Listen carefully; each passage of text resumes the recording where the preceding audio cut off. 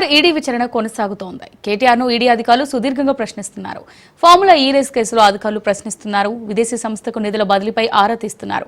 ముఖ్యంగా Arvind BLN Reddy statement ఆధారంగా ప్రశ్నలు వేస్తున్నారు. మరోవైపు ఈడీ ఆఫీస్ ఎదుట భారీ భద్రతను అధికారులు ఏర్పాటు చేశారు.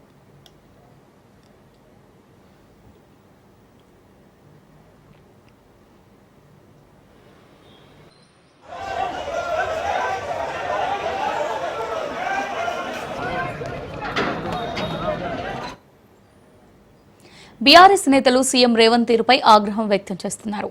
ప్రభుత్వం కుట్రపూరితంగా వ్యవహరిస్తోందంటూ విమర్శించారు. కేటీఆర్ ఎక్కడా అవినీతికి పాల్పడలేదని వెల్లడించారు.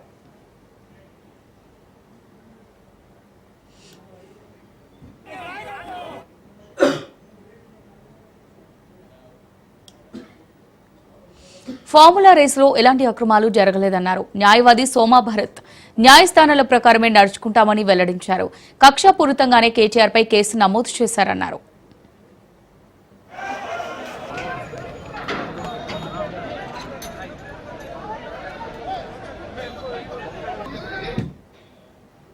ఫార్ములా ఈ రేసు నిర్వహణలో తన దగ్గర ప్రతి రూపాయికి లెక్క ఉందన్నారు మాజీ మంత్రి కేటీఆర్. ఈ రేసింగ్ హోస్ట్ చేయడం మంచిగా తన బాధ్యతని చెప్పారు. రాజకీయ కుట్రలు తనను ఏం చేయలేవన్నారు. ఎఫ్ఈఓకు 46 కోట్ల రూపాయలు బ్యాంక్ టు బ్యాంక్ లావాదేవీల ద్వారా చెల్లించబడిందన్నారు.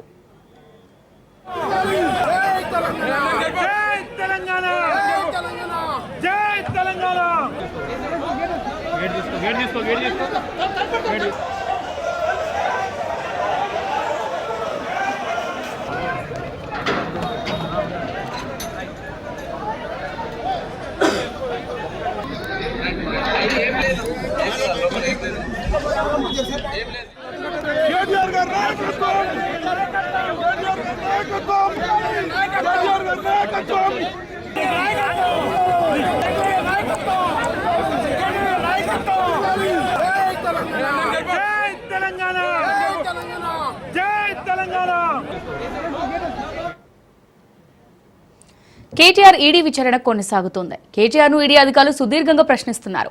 ఫార్ములా ఈ రేస్ కేసులో అధికారులు ప్రశ్నిస్తున్నారు. విదేశీ సంస్థకు నిధుల బదిలీపై ఆరా తీస్తున్నారు.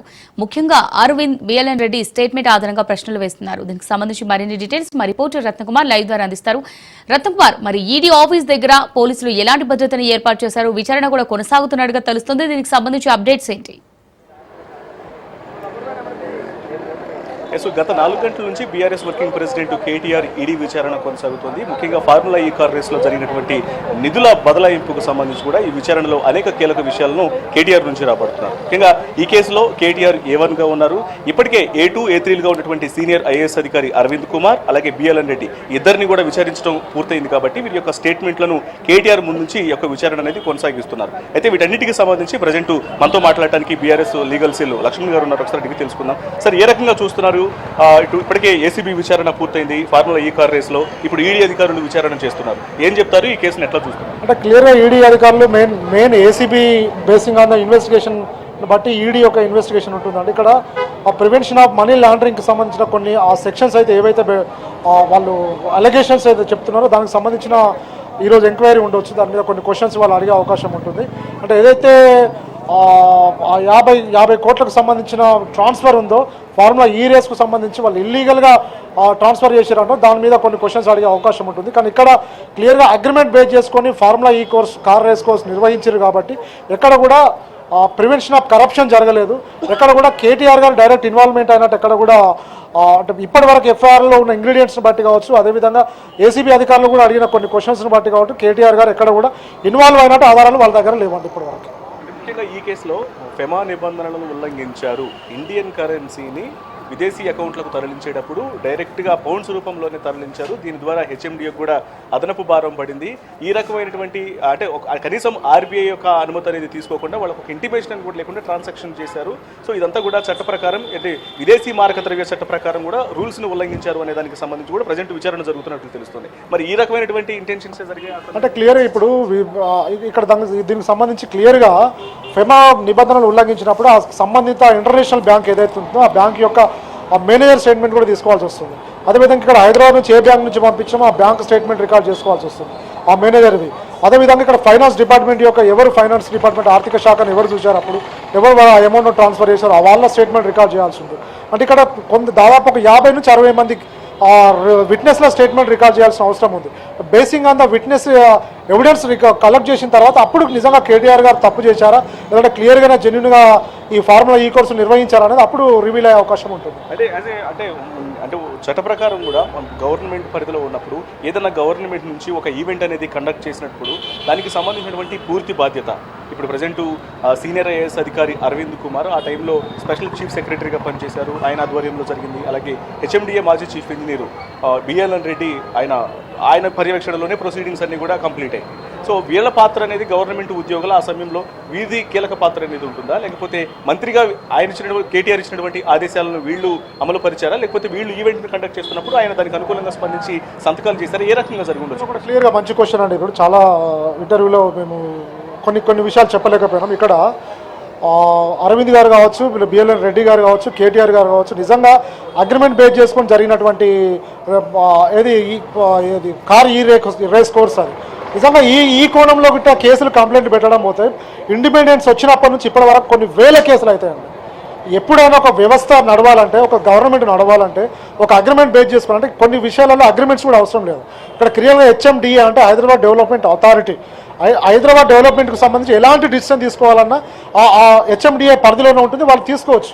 యాజ్ ఏ హెచ్ఎండిఏ ఎంప్లాయీస్గా తీసుకోవచ్చు, హెడ్ ఆఫ్ ది హెచ్ఎండిఏ కూడా తీసుకోవచ్చు, ఐటీ మినిస్టర్ కూడా తను కూడా తీసుకోవచ్చు. ఇక్కడ డెవలప్మెంట్ జరిగిందా లేదా చూడాల్సినటువంటి ప్రజెంట్ గవర్నమెంట్ నిజంగా డెవలప్మెంట్ స్టాప్ చేయడానికి ఈ తప్పుడు కేసులు పెడుతూ పర్సనల్ టార్గెట్ చేస్తున్నారేమో అనిపిస్తుంది. విచారణల యొక్క అంటే దర్యాప్తు సంస్థలు ప్రజెంట్ ఏసీబీ విచారణ కంప్లీట్ అయిపోయింది, ఇప్పుడు ఈడీ విచారణ చేస్తుంది. ఈ దర్యాప్తుల యొక్క రిజల్ట్ అనేది ఎలా ఉండొచ్చు?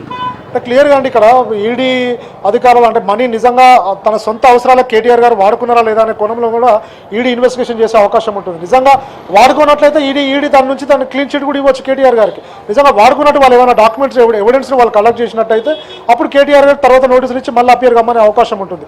కానీ ఇక్కడ ఈ కేసులో ఇంకా చాలా మంది విట్నెస్లని, చాలా మంది ముద్దాయిలు కూడా ఉండే అవకాశం ఉంటుంది. ఇందులో ఇంటర్నేషనల్ ఈవెంట్ ఆర్గనైజేషన్స్ ఉన్నవి, సెంట్రల్ గవర్నమెంట్ ఉన్నది, మహారాష్ట్ర గవర్నమెంట్ కూడా ఉన్నది. చాలా మందిని విచారించాల్సిన టైం ఇంకా చాలా ఉంది. కాబట్టి నాకు తెలిసి ఇంకా ఈ ఇన్వెస్టిగేషన్ అనేది ఇంకా చాలా టైం పట్టే అవకాశం ఉంటుంది. సో అది ప్రస్తుతం న్యాయవాదులు చెప్తున్నటువంటి విషయం. ఈ కేసులో పర్టికులర్గా జరిగినటువంటి ఈవెంట్కు సంబంధించి ఈవెంట్ నిర్వాహకులు ఎవరైతే ఉన్నారో వారి పాత్రతో పాటు ఈవెంట్ను కండక్ట్ చేసినటువంటి ప్రభుత్వ ఉద్యోగులు, అది హెచ్ఎండిఏ కావచ్చు లేకపోతే ఇతర ప్రభుత్వ ఉద్యోగులు, ఈవెంట్ను ముందుకు తీసుకురావడానికి ముందుకు వచ్చినటువంటి వారి యొక్క పాత్ర అనేది చాలా కీలకంగా ఉంటుంది. ఒక మంత్రిగా కేటీఆర్ సంతకం చేశారు తప్ప ఈయన యొక్క ప్రమేయం అనేది కూడా చాలా తక్కువ ఉంటుంది. ఇక తదుపరి ఇన్వెస్టిగేషన్స్లో అనేక మంది యొక్క పేర్లు కూడా వెలుగులోకి వచ్చేటువంటి అవకాశాలు ఉన్నాయంటూ కూడా న్యాయవాదులందరూ తెలియజేస్తున్నారు. ఇక మరోవైపున విచారణ అనేది వేగంగా కంటిన్యూ అవుతుంది. ఇప్పటికే అంటే మొదటి సీజన్లో అంటే ఫస్ట్ సారి సీజన్ను నిర్వహించినప్పుడు ఫార్ములా ఈ కార్ రేసును ఆ సమయంలో గ్రీన్ కోతో పాటు ఇతర భాగస్వామ్య ప్రమోటర్స్ కూడా ఉన్నారు. కాబట్టి వారు ఎంత మొత్తంలో అమౌంట్ అనేది అంటే ఇందులో ఆ యొక్క ఈవెంట్కు సంబంధించి కూడా ఎంత మొత్తాన్ని ఖర్చు పెట్టడం జరిగింది, ఎంత స్పాన్సర్షిప్ అనేది చేశారు అనే దాని మీద కూడా కూపీలాగుతున్నారు. అయితే మనకంతున్నటువంటి సమాచారాన్ని బట్టి ఇక సెకండ్ సీజన్ నిర్వహించడానికి ఏఎస్ నెక్స్ట్ జెన్ అనేటువంటి భాగస్వామ్య ప్రమోటర్స్ మరొకసారి వాళ్ళు ఈవెంట్కి సంబంధించి కూడా కొంత అమౌంట్ను ముందు అంటే స్పాన్సర్షిప్ కోసం ముందుకు వచ్చినట్లు కూడా తెలుస్తుంది.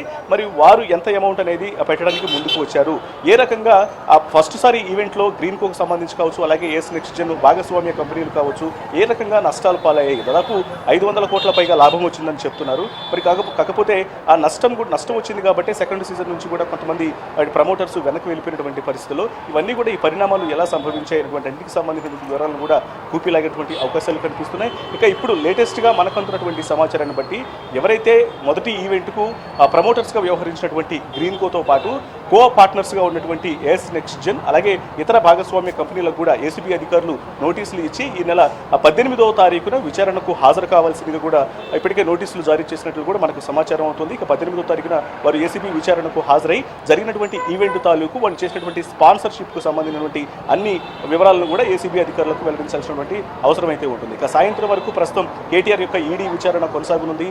మరి ఈసారి అంటే మొదటిసారి విచారణకు పిలిచారు కాబట్టి మనకు అందుతున్నటువంటి సమాచారాన్ని బట్టి ఆల్మోస్ట్ విచారించి వదిలేస్తారు అనేటువంటి ఇన్ఫర్మేషనే తెలుస్తుంది. కాబట్టి మరి ఎండ్ ఆఫ్ ద ఈ యొక్క టోటల్ ఇన్వెస్టిగేషన్ తర్వాత ఎటువంటి పరిస్థితులు ఉంటాయనేది కూడా కొంత వేచి చూడాలి. Right, thanks for the updates Ratnakumar.